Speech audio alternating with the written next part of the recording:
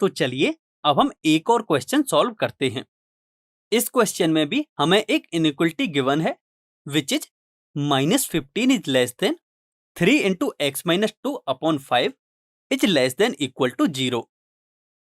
यहां आप देख सकते हो कि जो ये इनइक्वलिटी है वह डबल इनइक्वलिटी है।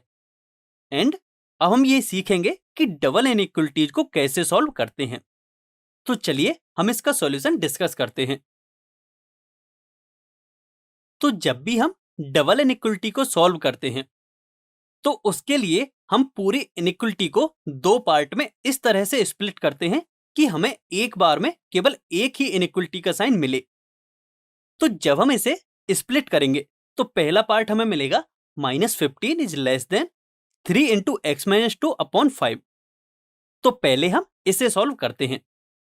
इसे हम किस तरह से सॉल्व करेंगे कि 5 एंड -15 का मल्टीप्लाई होगा जिससे कि हमें कुछ इस तरह की इनइक्वलिटी मिलेगी।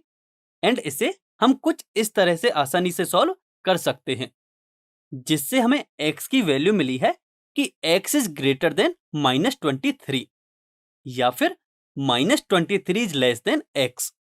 तो यहां से हमें एक इक्वेशन मिल गई है।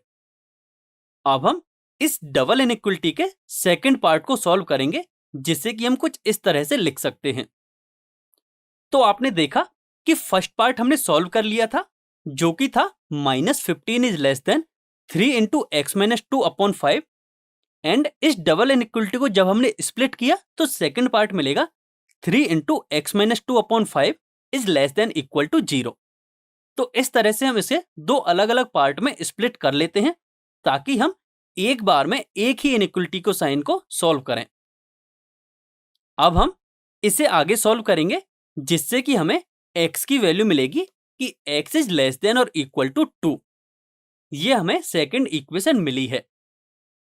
तो अब हम जब इन दोनों इक्वेशंस को सॉल्व करेंगे तो जो फाइनल आंसर होगा वही हमारी इस इनइक्वलिटी का आंसर होगा। अब इन्हें हम सॉल्व कैसे करेंगे तो इन्हें ग्राफिकली देखते हैं। सबसे पहले हम नंबर लाइन ड्रॉ करेंगे।